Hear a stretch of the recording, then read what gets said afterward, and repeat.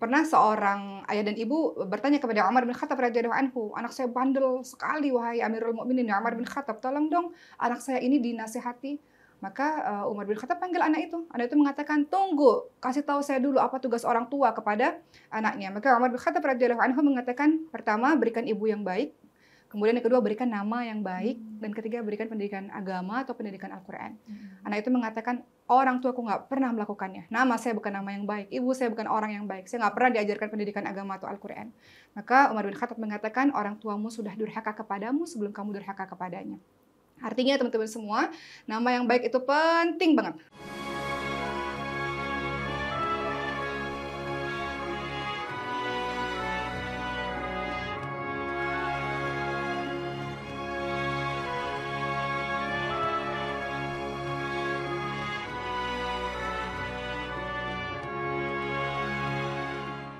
Teman-teman lihat dalam surah Ali Imran ayat 35 sampai 37 itu berisi informasi bagaimana ibunya mengasuh Siti Maryam. Nanti aku juga pengen tanya nih, bagaimana Michan mengasuh anaknya.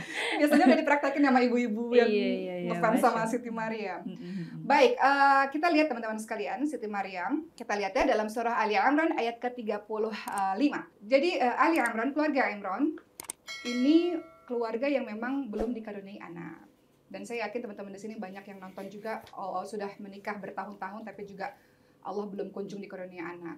Banyak di dalam Al-Quran, seperti ibunya Siti Maryam, Nabi Zakaria alaihissalam, kemudian siapa lagi? Nabi Ibrahim alaihissalam juga seperti itu. Jadi banyak kisah-kisah yang Allah tunda untuk pemberian anak.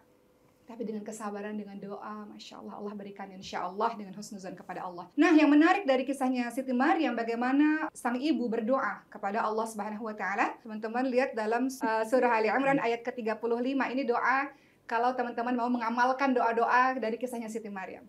Silakan. A'udzu billahi minasy syaithanir rajim. Bismillahirrahmanirrahim. إذ قالت امرأة عمران رب إني نذرت لك ما في بطني محررا رب إني نذرت لك ما في بطني محررا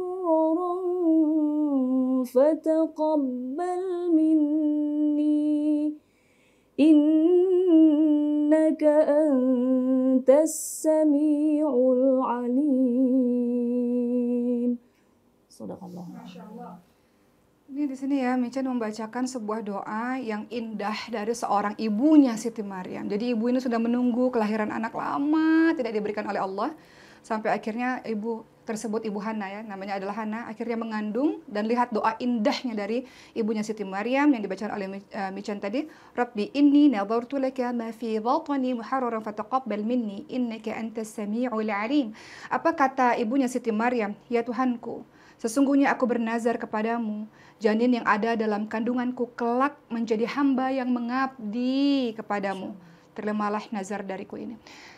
Pelajaran pertama dari kisahnya ibunya Siti Maryam, teman-teman sekalian, termasuk Oki dan termasuk Michan dan teman-teman calon ibu maupun ibu-ibu di mana saja berada. Kalau kita belajar dari kisahnya ibunya Siti Maryam ini, beliau bernazar, beliau berdoa agar anak ini kelak menjadi seorang pengabdi agama Allah, penolong agama Allah. Begitu pula dengan kita. Anak kita boleh jadi apapun, tapi dia harus jadi penolong agama Allah Subhanahu Wa Taala. Michan gitu nggak sih ketika punya anak? Kayaknya semua orang tua gitu ya. Ya, ketika punya anak pasti ya Allah jadikan anak ini berguna. Betul. Untuk bangsa agama. Michan pengen anaknya jadi qori juga, pengen ustadz juga atau gimana? Sama mungkin seperti Mbak Oki, anak aku boleh jadi apapun, tapi yang pertama itu nomor satu adalah agama.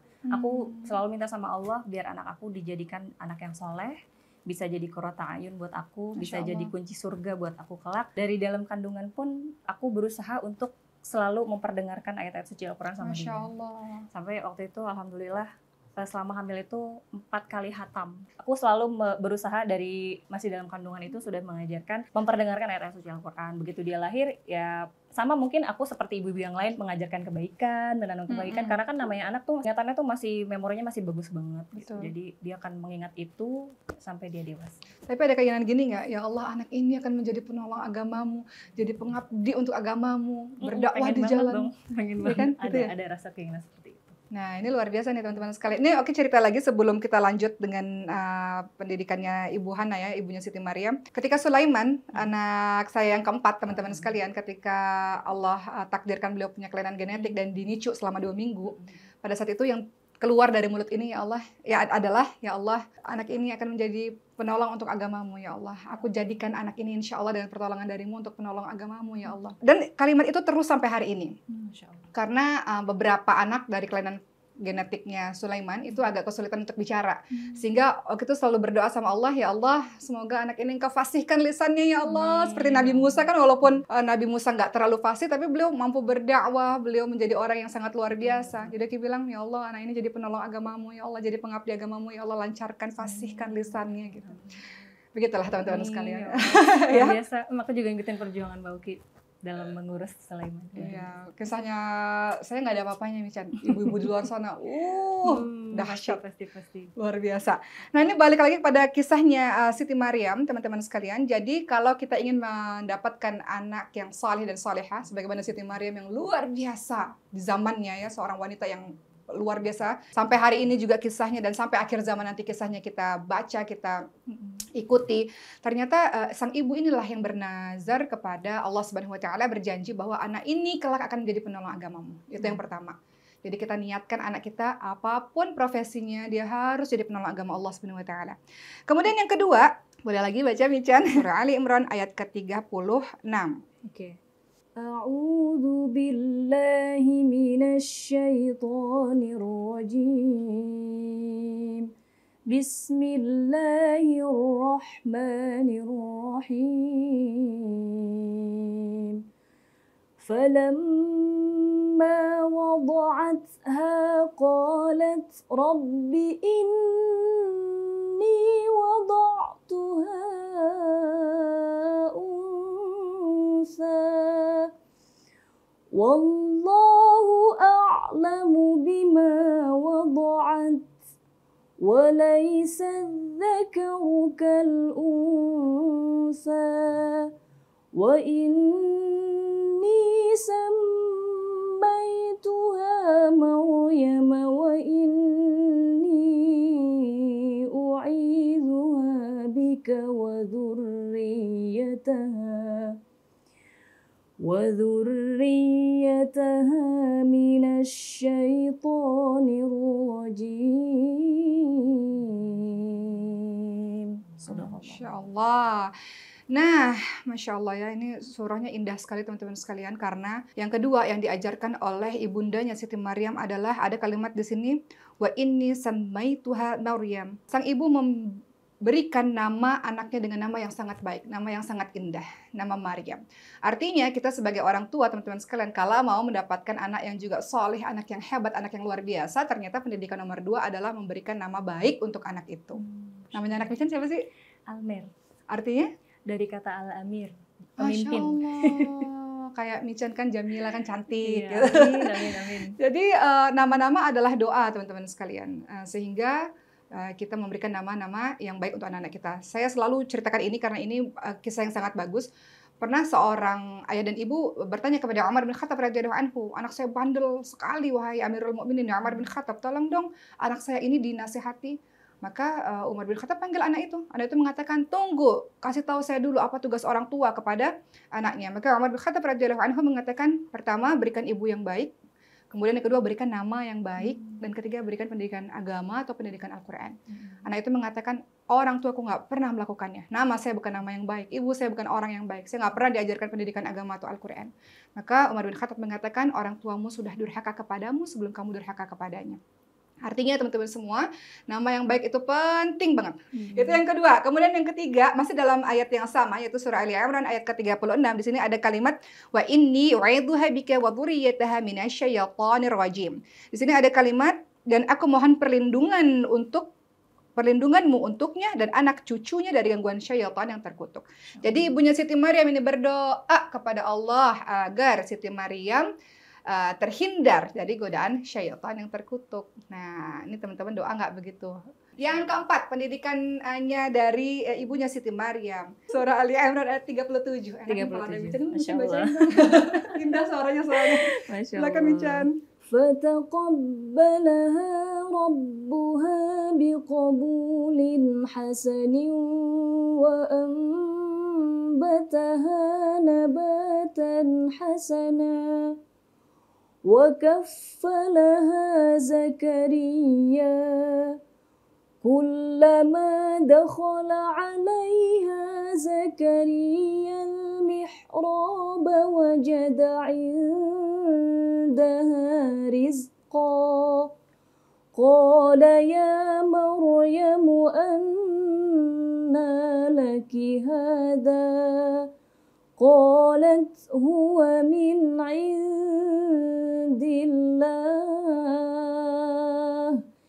إن الله يرزق من يشاء بغير حساب. Masya Allah, Masya Allah. Nah, kita lanjutkan nih pendidikannya ibunya Siti Maryam kepada Siti Maryam. Ternyata yang keempat adalah menyerahkan pemeliharaannya kepada Zakaria alaihissalam. Di sini ada kalimat wakafalaha Zakaria.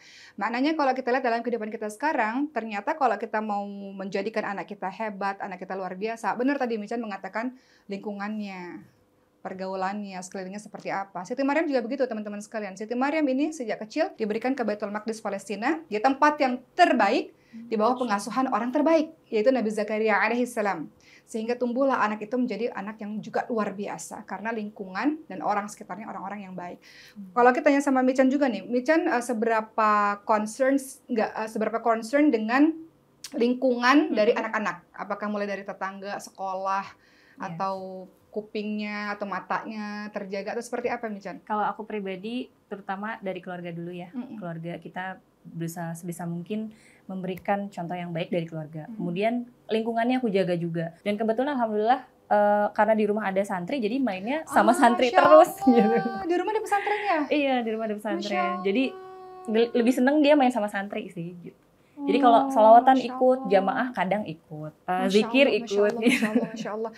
Jadi ini nih teman-teman pelajaran juga nih. Kalau memang kita belum bisa menciptakan lingkungan itu, ya kita bisa ikut. Mungkin tinggal di tempat yang dekat pesantren misalnya, atau dekat masjid misalnya, atau memang yang lingkungan yang sekiranya baiklah untuk pendidikan anak-anak kita. Tapi kalau misalnya di lingkungan itu nggak ada sama sekali, kita buat aja sendiri. Ya betul. Kayak Mican kayaknya buat sendiri deh. Buat sendiri. Anak-anak jadi santri-santri tinggal di rumah? Santri tinggal di rumah. Kebetulan kalau di rumah itu punya abi sih sebetulnya.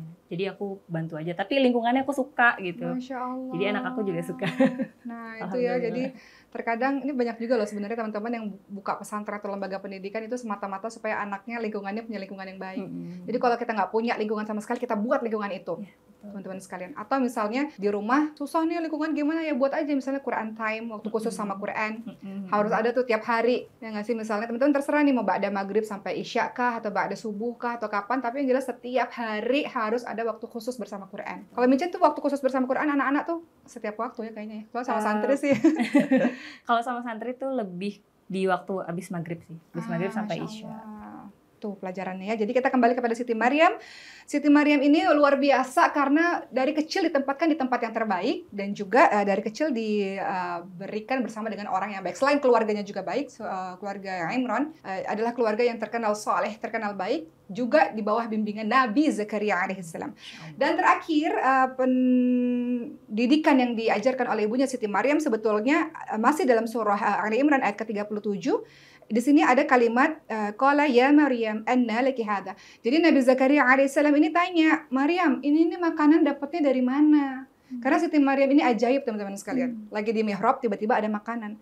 Lagi musim panas, harusnya makanan musim panas, tapi ada makanan musim dingin misalnya. Kan aneh, siapa yang ngasih?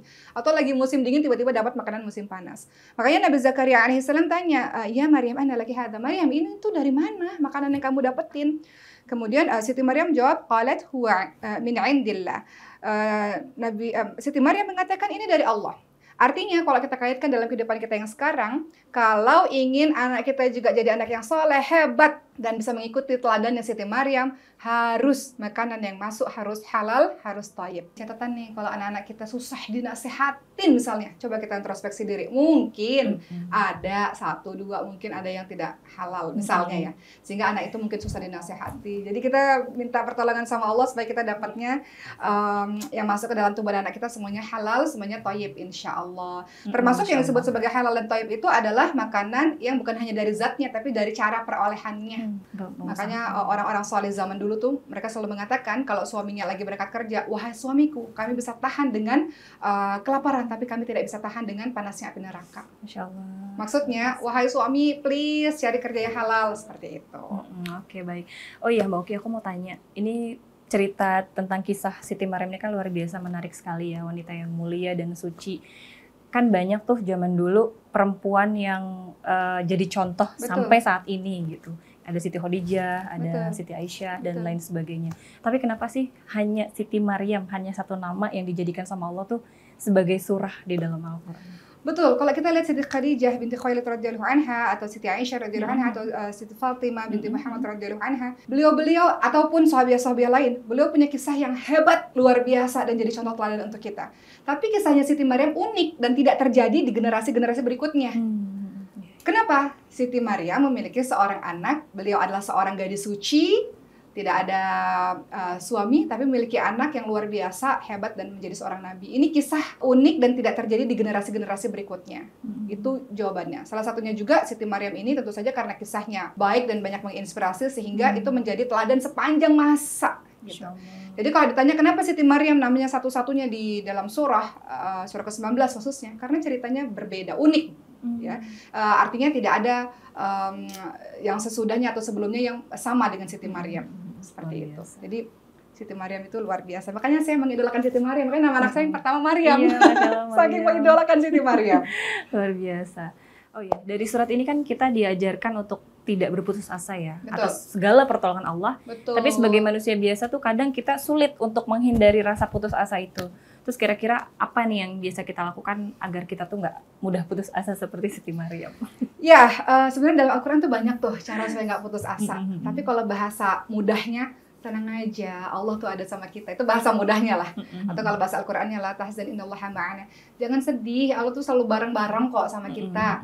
Musibah terbesar itu adalah ketika kita meninggalkan Allah. Allah tuh nggak ninggalin kita, kita yang ninggalin Allah. Itu jadi musibah terbesar. Pada siapa lagi engkau bergantung kepada Allah Subhanahu wa taala. Jadi Allah juga katakan ya ayyuhalladzina amanu ista'inu bis-sabri was-shalah. Allah katakan kalau ada apa-apa dalam kehidupan kita, minta tolong sama Allah dengan sabar dan sholat. Sabar itu gampang loh diucapin. Pelaksanaannya luar biasa. Pelaksanaannya luar biasa, dan sabar itu teruji kalau teman-teman udah dikasih ujian tuh baru kelihatan sabarnya tuh. Saya ingin ceritain sama Mican dan teman-teman semua mengenai kesabaran dan ketangguhan ya, karena ini balik lagi kepada ceritanya Sulaiman. Dengan wasilah Sulaiman, alhamdulillah saya jadi berkenalan dengan banyak ibu-ibu hebat di luar sana yang punya anak-anak kelainan genetik atau anak-anak spesial, anak-anak berkebutuhan khusus, dan mereka sangat luar biasa, masya Allah. Mereka tidak mengatakan kenapa harus saya ya Allah. Iya, di awal ada begitu. Beberapa orang begitu. Ya, biasanya ini mungkin teman-teman psikolog tahu nih, biasanya masih denial gitu. Di awal dan itu itu masih manusiawi ya, Mbak. Manusiawi, masih menolak, masih marah. Tapi pada akhirnya mereka tahu jawabannya adalah la tahzan innallaha ma'ana. Nggak usah sedih, Allah sama kita. Terus teman-teman lihat dalam surah Al-Baqarah 216. A'udzu billahi minasyaitonir rajim. Wa 'asa an takrahu syai'an wa huwa khairul lakum wa 'asa an tuhibbu syai'an wa huwa syarrul lakum wallahu ya'lamu wa antum la ta'lamun. Ini jadi ayat penguat banget kalau kita lagi putus asa. Kenapa? Untuk husnuzon terus sama Allah. Kata ayat itu, boleh jadi apa yang kita nggak suka banget deh keadaan ini. Ini kayak ibu yang kemarin tuh datang-datang, kan teman-temannya Sulaiman banyak nih, macam-macam kelainan genetiknya. Kemudian akhirnya yang Oki bisa dapat dari ibu-ibu itu adalah, boleh jadi apa yang kita nggak suka, ternyata itu yang paling baik. Jadi ibu-ibu itu mengatakan, dari anak ini aku belajar sabar, belajar tangguh, belajar kuat, belajar tawakal Allah. Kalau nggak ada anak ini kan guru terbaik saya, gitu kata ibu itu. Kalau nggak ada anak ini, mungkin aku pribadinya nggak seperti yang sekarang, gitu. Jadi boleh jadi apa yang kita nggak suka ternyata itulah yang terbaik untuk kita. Boleh jadi apa yang kita suka belum tentu baik untuk kita. Allah lebih mengetahui. Masya Allah. Begitu. Luar biasa Mbak Oki. top banget. Terus terakhir nih, kunci biar kita menjadi wanita salehah seperti si Maryam dan Mbak Oki. Amin, masih banyak dosa dan salah. Masya Allah. Amin, semoga jadi doa. Siti Maryam ini inspirasi buat kita semua. Jadi teman-teman yang muda-muda nih kalau nonton di sini, coba drakor-drakornya dikurang-kurangin gitu ya. Coba mulai peduli dan mulai concern, mulai membaca kisah-kisah mengenai Siti Maryam. Coba kita lihat kalau mau tahu gimana caranya supaya bisa salihah seperti Siti Maryam, ya harus tahu ceritanya. Di dalam Al-Quran sudah dibahas. Hari ini juga teman-teman udah dengar, udah tahu lah secara garis besar mengenai Siti Maryam. Kita nggak akan bisa mencintai kalau kita nggak kenal kan, kalau kita nggak tahu. Jadi yuk banyak baca, banyak kalau nggak suka baca dengar ceramah deh, banyak tuh ustaz-ustaz hebat luar biasa di YouTube ya. Coba deh klik Siti Maryam. Masya Allah, itu luar biasa menginspirasi kita. Insya Allah kalau kita tahu kisahnya, kita kan kalau Quran tidak hanya dibaca ya, tapi juga ditadaburi, dihayati. Kita ambil kisahnya kemudian kita lakukan gitu. Jadi nggak banyak-banyak sebenarnya cara supaya kita bisa salihah Siti Maryam. Walaupun kita nggak bisa mengikuti derajatnya Siti Maryam, setidaknya kita meneladani dari kisah beliau adalah baca kisahnya Siti Maryam. Beliau orang yang luar biasa. Sekaligus nih, saya ingin memberikan kesimpulan pada perjumpaan kita kali ini, Mican, mengenai sosok Siti Maryam. Ini ada beberapa keutamaan Siti Maryam. Kenapa sih kita harus mengidolakan Siti Maryam? Kenapa kita harus meneladani kisah-kisah beliau? Kenapa? Yang pertama adalah karena Siti Maryam adalah wanita yang dipuji oleh Allah Subhanahu wa taala, yaitu dalam surah Ali Imran ayat ke-42. Wahai Maryam, sesungguhnya Allah telah memilih kamu, mensucikan kamu, dan telah melebihkan kamu atas segala wanita di dunia. Itu yang pertama. Yang kedua, kenapa kita harus senantiasa mengidolakan Siti Maryam? Karena beliau adalah ahli syurga. Sebagaimana Siti Khadijah radhiyallahu anha, kemudian sebagaimana Siti Fatimah, dan kemudian sebagaimana Asya istri Firaun, disebutkan juga yang termasuk ahli syurga adalah Siti Maryam. Ketiga, kenapa Siti Maryam luar biasa hebat? Karena beliau lahir dari kedua orang tua yang sangat saleh, orang tua yang sangat beriman. Kita lihat bagaimana dalam surah Ali Imran ayat 35, bagaimana orang tuanya Siti Maryam, khususnya ibunya, berdoa agar anak ini menjadi pengabdi agama Allah. Keempat, kenapa Siti Maryam bisa begitu hebat dan kita harus mengidolakan Siti Maryam? Karena beliau adalah wanita yang hebat. Beliau tidak diganggu oleh syaitan ketika lahir. Apa kata Rasulullah? Setiap anak manusia pasti diganggu oleh syaitan ketika dia dilahirkan, sehingga dia teriak, dia menangis karena disentuh syaitan, kecuali Siti Maryam dan putranya, dalam hadis riwayat Bukhari. Yang kelima, kenapa Siti Maryam begitu spesial? Karena beliau adalah wanita yang benar di mata Allah Subhanahu wa taala. Teman-teman lihat dalam surah Al-Maidah ayat 75, ibunya atau dimaksud di sini adalah Maryam, beliau adalah orang yang sangat benar. Keenam, kenapa Siti Maryam kita harus idolakan? Karena beliau menjaga kesucian diri yang mungkin di kehidupan kita yang sekarang butuh perjuangan untuk melakukannya. Yang ketujuh, kenapa Siti Maryam begitu hebat luar biasa? Karena beliau melahirkan anak yang suci. Nabi Isa alaihissalam yang akan turun nanti di hari akhir. Teman-teman lihat dalam surah Maryam ke-19. Sesungguhnya aku ini adalah utusan dari Tuhanmu untuk memberimu seorang anak laki-laki yang suci. Begitu kata malaikat Jibril. Yang kedelapan, kenapa Siti Maryam begitu luar biasa? Karena beliau adalah teladan sempurna bagi seluruh wanita Islam sampai akhir zaman nanti. Kesembilan, beliau spesial karena beliau diasuh sejak kecil oleh Nabi. Dalam hal ini Nabi Zakaria alaihissalam. Kesepuluh, beliau salihah sejak kecil. Beliau istimewa karena beliau salihah sejak kecil. Yang kesebelas, beliau istimewa, kita meneladani beliau karena beliau mendapatkan makanan langsung dari Allah. Beliau istimewa. Dan yang terakhir, beliau adalah seorang wanita yang taat dan sabar dalam menghadapi berbagai macam ujian dari Allah Subhanahu wa taala. Begitulah kisah tentang Siti Maryam. Mungkin dari Mican, bagaimana Mican menggambarkan sosok Siti Maryam dan pembicaraan kita pada hari ini? Silakan Mican. Masya Allah, luar biasa ya.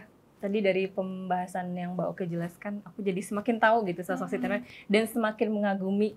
Walaupun betul kata Mbak Oki kita nggak bisa sampai derajatnya Siti Maryam, paling enggak kita bisa mengikuti jejak beliau. Betul. Siti Maryam menjadi dan idola susah banget ya, Iya, kayaknya pasti. mencari sosok beliau di zaman seperti Iya. sekarang ini kayaknya langka sekali. Makanya itu yang membuat kita harus terus mengidolakan dan berusaha. Berusaha. Memang manusia biasa, kadang kita buat salah, kadang kita udah tahu, kita masih ngelakuin kan. Tapi insya Allah dengan kisahnya Siti Maryam pada hari ini, teman-teman jadi bersemangat lagi, semakin mencintai Siti Maryam, dan yang paling penting meneladani kisah dari Siti Maryam. Alhamdulillah, sudah panjang nih ngobrolnya nih.